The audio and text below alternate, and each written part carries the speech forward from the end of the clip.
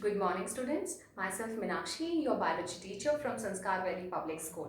So, in the last class, we have studied about the eutrophication and a case study of wastewater treatment. So, today we're going to discuss about the solid waste and how this create in panic to the society. Right? So, solid waste. Waste, everything that goes into a trash, into a dustbin, isn't it? So, जो चीज हमारे लिए useful नहीं होती हम उसे क्या कहते हैं? वेस्ट. अब वो चाहे घर से निकल रहा है वेस्ट, चाहे वो हॉस्पिटल से निकल रहा है या किसी फैक्ट्री से निकल रहा है, that consider to be trash और वेस्ट. क्लियर? सो सबसे पहले आता है म्युनिसिपल वेस्ट. म्युनिसिपल वेस्ट कौन सा होता है? जो हमारे घरों से डोमेस्टिक जो वेस्ट जनरेट हो रहा है from the hospitals. So that waste is said to be municipal waste. Next is the industrial waste. अब काफी सारी इंडस्ट्रीज हैं. प्लास्टिक इंडस्ट्री है, आयरन इंडस्ट्री है, यूटेंसिल इंडस्ट्री है, पेपर इंडस्ट्री है. यहां से जो वेस्ट जनरेट होता है उसे हम बोलते हैं industrial waste. Next is the mining waste. काफी सारे खान्स हैं जहां से जो मेटल्स हैं एक्सट्रैक्ट किए जाते हैं. गोल्ड एक्सट्रैक्ट किया जाता है, सिल्वर एक्सट्रैक्ट किया जाता है. सो ऐसी जो माइनिंग इंडस्ट्रीज हैं वहां पे जब माइनिंग होती है तो काफी ऐसे अनयूजफुल प्रोडक्ट्स भी हैं जो कि माइनिंग के साथ निकाले जाते हैं, जो कि हमारे लिए हजार्डस है. राइट? सो ऐसे जो वेस्ट प्रोडक्ट्स हैं उनको हम बोलते हैं mining waste. Next is hazardous waste. अब जनरली हम देखते हैं कि जो न्यूक्लियर या हमारी जो हम बात करते हैं बेसिकली वेपन्स जो हैं या हमारे न्यूक्लियर जो प्लांट है वहां पे जो वेस्ट जनरेट हो रहा है जो हमारे लिए बहुत ही हानिकारक है उसको हम बोलते हैं hazardous waste. Next is defunct ships. जो शिप्स पुरानी हो गई हैं which is not in use. For example जैसे हमारी जो डेवलप कंट्रीज हैं जैसे यूएस है, अगर वहां पे कोई शिप पुरानी हो गई है तो वो जो डेवलपिंग कंट्रीज हैं उनको भेज देते हैं. जैसे फॉर एग्जांपल बांग्लादेश है या पाकिस्तान है. So we are also developing country. तो ये इस तरह का जो वेस्ट है, जो पुरानी जो शिप्स हैं वो डेवलपिंग कंट्रीज में भेज देती हैं. हमारा बेसिकली काम क्या है? उस वेस्ट से जो ट्रैश है, जैसे कि बेसिकली प्लास्टिक है या पुराना लोहा है या कोई गोल्ड पार्टिकल है या सिल्वर पार्टिकल है, तो उन चीजों को एक्सट्रैक्ट करना और रिसाइकलिंग के लिए भेजना. ठीक है? Next is electronic waste. Electronic you know very well. जैसे आपके मोबाइल फोन्स हैं, आपका पीसी है, पर्सनल कंप्यूटर है. इस तरह के जो वेस्ट जनरेट होते हैं घरों में या फैक्ट्रीज में उसको हम बोलते हैं electronic waste. It is also known as E waste.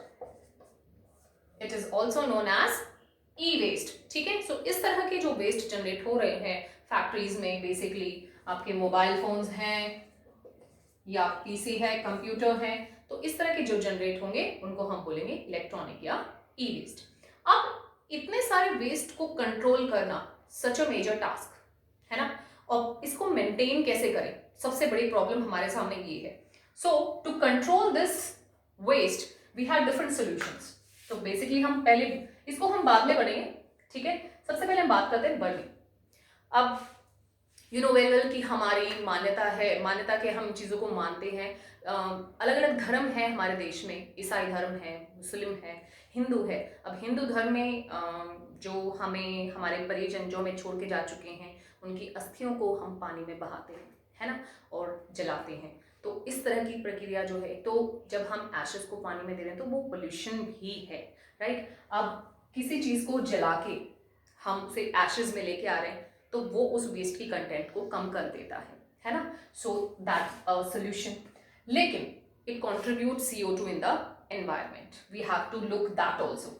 Next is the incineration. Hospitals में जो हमारे काफ़ी सारा जो वेस्ट जनरेट होता है जो हमारे काफ़ी हार्मफुल है, लाइक इन्फेक्शियस क्लोथिंग है ना, डिसइंफेक्टेंट हैं जो यूज़ किए जा चुके हैं, ड्रेसिंग्स हैं, ग्लास है, इस तरह की जो चीज़ें हॉस्पिटल में जनरेट होती हैं उनको अब नॉर्मली हम कहीं पे भी डंप नहीं कर सकते because it has a health issue, है ना. तो ऐसी चीज़ों को हम बड़े बड़े जो फर्नेसेस होते हैं उनके अंदर जलाते हैं. हॉस्पिटल्स के अंदर काफ़ी बड़े लोहे के इस तरह के फर्नेसेस होते हैं और इन फर्नेसेस के अंदर टेम्परेचर मेंटेन किया जाता है मोर देन 800 डिग्री सेल्सियस. ठीक है? और इस टेम्परेचर के अंदर जो हॉस्पिटल के जो वेस्ट हैं उनको जलाया जाता है and that is known as incineration.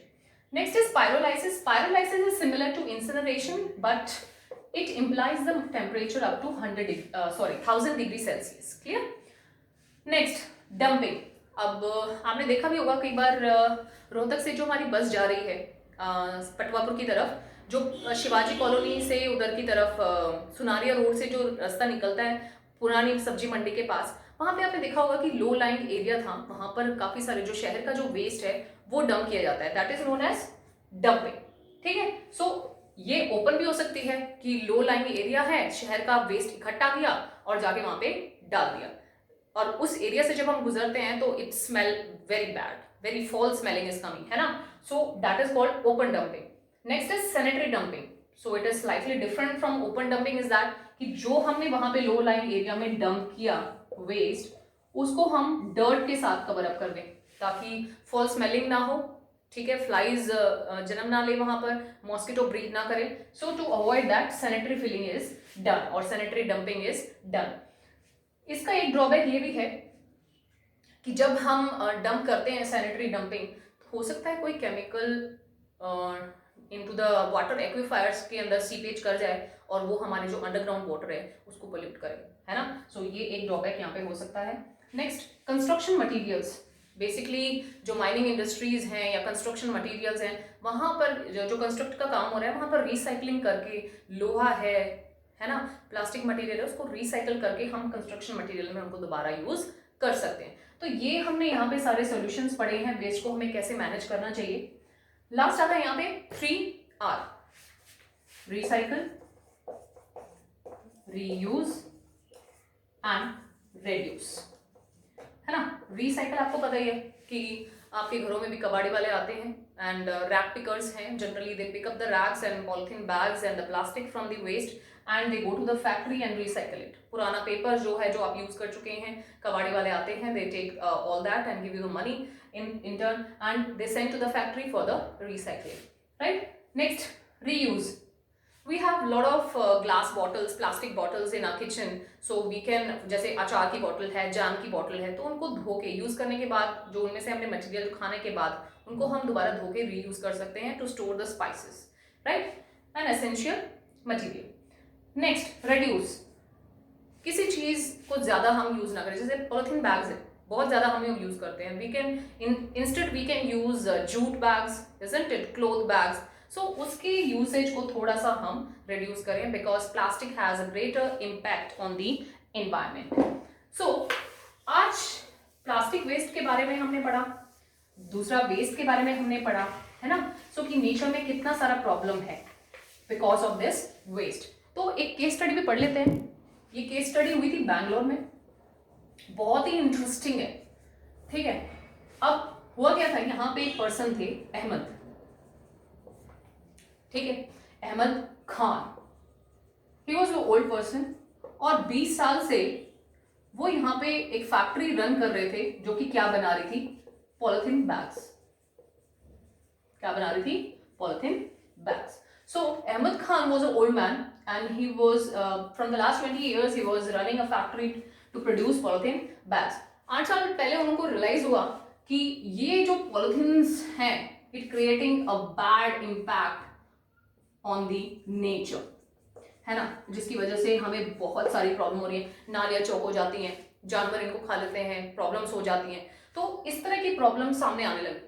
तो उन्होंने क्या किया, he got a quick solution of that कि प्रॉब्लम, क्योंकि फैक्ट्री उन्होंने स्टार्ट की थी, थॉट कि प्रॉब्लम मैंने क्रिएट की तो उसका सोल्यूशन मुझे निकालना चाहिए। So what he done, plastic जो रैक पिकर्स लेके आए थे जगह जगह से इकट्ठा करके, इन्होंने उसको रिसाइकल करके एक पाउडर फॉर्म में प्लास्टिक बनाया जिसका नाम रखा पॉली ब्लेंड। क्या नाम रखा, पॉली ब्लेंड। अब इस पॉली ब्लेंड को उन्होंने बिटुमेन के साथ मिक्स किया, it is a chemical which is used to construct the road and all.